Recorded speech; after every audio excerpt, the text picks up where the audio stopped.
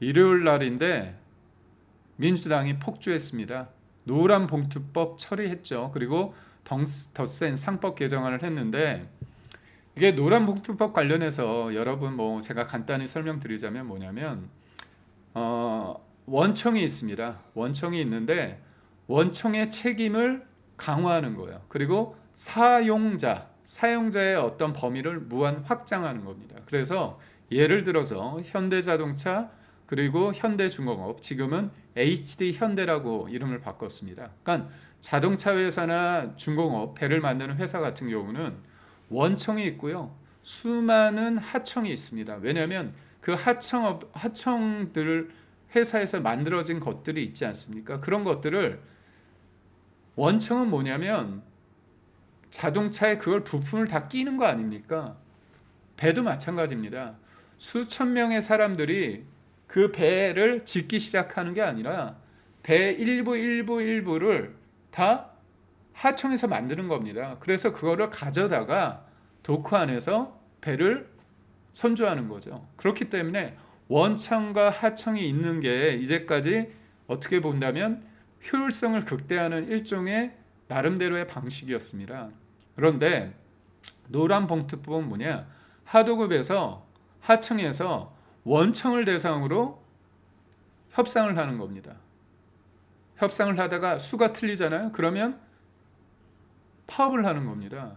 그러면 자동차는 수천 개, 배를 만드는 중공업도 수천 개의 하청이 있습니다.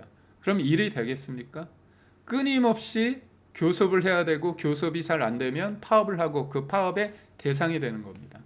또 하나는 뭐냐? 이제까지는 임금이나 정리해고 같은 부분에 대해서 근로자의 어떤 여러 가지 상황에 대해서 직접적인 상황이 있을 때만 이게 교섭의 대상이 될 수 있었어요. 파업의 대상이 될 수 있었는데, 지금 뭐냐? 경영자의 판단이 되는 거. 예를 들어서 구조조정, 그리고 또 뭐가 있습니까? 사업장을 이전하는 거, 해외 투자, 이런 모든 일련의 상황에 대해서 파업 대상이 되는 겁니다. 그리고 또 하나가 마지막으로 하는 게 손해배상 관련해서 제한을 거는 거예요. 아니, 불법 파업을 하면 불법 파업에 대한 어떤 처벌적인 게 있어야지 사람들이 함부로 남용하지 못하는 거 아닙니까? 이런 상황이 있는데도 불구하고 노란봉투법 관련해 가지고 일방적으로 통과시켰습니다. 일방적으로 통과시켰는데, 이거는 말이 안 되는 게, 아니, 노란봉투법 관련해서 자동차하고 조선업이라고 하지 않았습니까? 지금 미국과의 관세에 있어서 가장 중요한 거 마스가라고 하지 않습니까? 마가 플러스 가운데에 쉽빌딩에서 조선업이라는 부분을 강조하고 있는데, 이 조선업에서 가장 지금 현타가 오는 거, 뒤통수를 제대로 맞은 게 뭡니까?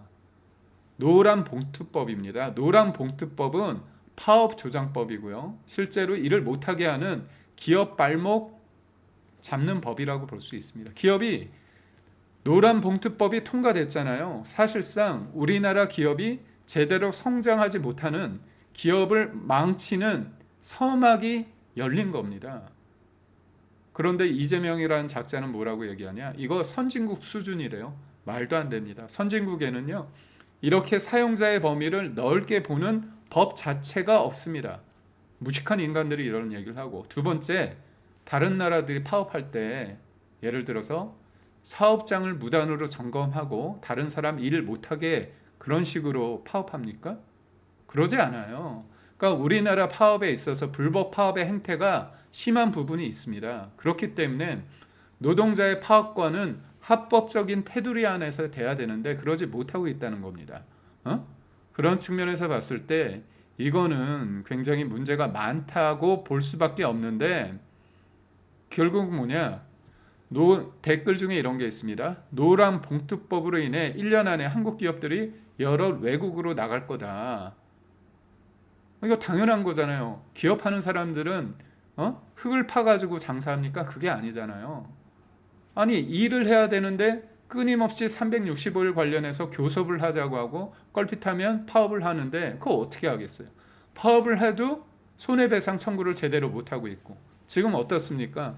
이재명 정부 관련해서 물 들어왔다고 노젓는다고 파업 너무나 남발하려고 하는 겁니다. 현대 자동차도요 6년인가 7년 만에 파업을 합니다. 왜냐, 이재명이라는 인간이 친노조니까, 친노동이니까 그렇게 생각하고, 고용노동부 장관이 누굽니까? 민노총 위원장 출신이고요. 이 사람이요 철도노조 있을 때 불법 파업을 해가지고요 수십억 수백억의 피해를 코레일에 안겨준 사람입니다. 이런 사람이 보는 노란봉투법 철저하게 노조 중심적이겠죠. 교육부 장관은 누굽니까? 정교조 출신이죠. 그리고 또 여가부 장관은 민변 출신이죠. 민변과 민노총과 언론노조와 지들 마음대로 하는 겁니다. 그러니까 대한민국이 민주당, 이재명과 민주당과 그 민노총 그런 사람들의 놀이터가 되고 있는 겁니다. 그런데 황당한 건 뭐냐면 대통령실에 김용범 정책실장이라는 사람이 뭐라고 얘기를 하냐면, 이렇게 많은 사람들이 우려하잖아요. 그러니까 딱 하는 말이, 기업들이 해외에 나가면 그러면 법 고치겠다, 이런 얘기를 합니다. 이런 헛소리를 해야 됩니다. 아니, 기업이 외국에 나가기 전에 얼마나 많은 것들을 고민하겠습니다. 공장도 이전해야 되고요. 그럼 A라는 공장에 가잖아요. 그럼 그 공장만 가는 게 아니라 납품 업체도 같이 가야 되는 겁니다.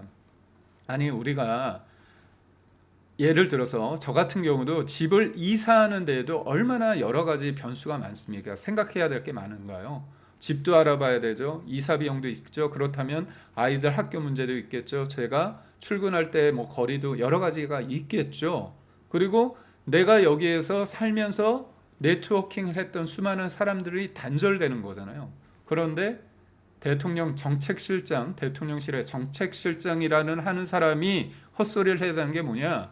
아니, 노란봉투법으로 인해서 기업들이 나가게 되면, 해외에 나가게 되면 그때 법 고치면 되는 거 아니냐? 아주 무식하고 아주 뻔뻔한 행위를 하는데 뭐라고 얘기하는 겁니까? 이거죠. 소 잃고 외양간 고친다는 얘기가 있지 않습니까? 이거는, 이런 속담은 뭐예요? 소 잃기 전에 외양간을 잘 단속을 하라, 잘 고쳐놔라, 이거잖아요. 근데 그게 아니라 어떻게 하느냐? 소를 잃어봐, 그럼 그때 고쳐줄게, 이렇게 얘기하는 거 아닙니까? 진짜 황당한 얘기죠. 그러니까 그만큼 우리 대한민국의 국민들, 대한민국의 기업들이 얼마나 치열하게 성실하게 땀을 흘리면서 일어난 성과를 본인들은 우리가 가름막하고 법을 만들고 그랬는데 뭐 문제 있으면 너희 손해봐? 손해보지 뭐. 그렇지만 우리가 법 고쳐줄게. 얼마나 오만한 작태입니까? 그래서 제가 볼 때 이게 1년 안에 한국 기업들이 여럿 나갈 수 있다는 이 댓글이 공감 1순위였고, 그 다음에 또 어떤 내용이 있었냐? 아니, 파업해서 손해 끼쳐도 손배소 청구 못하고 경영자는 일을 못하고 수많은 원하청은 협상만 하다 세월 다 보내게 되는 거 아니냐? 아니, 그리고 기업이 떠나게 되면 파업할 회사 일자리가 있느냐? 이 댓글도 좀 많이 하는 거고요. 또 이런 얘기도 있습니다. 얘들아, 좀 얘들아 이제 공부하지 마라. 대학 다니면서 미국 대사관에 화염병 던진 전과만 남기면 나이 50도 알아서 정치 거물되는데 공부 왜 하냐, 이런 얘기를 합니다. 그러니까 국정의 1인자라고 하는 대통령도 전과사범의 전과 5범이죠. 사실상. 왜냐, 허위사실 공표죄 관련해서 대법원이 유죄 판단을 내렸습니다.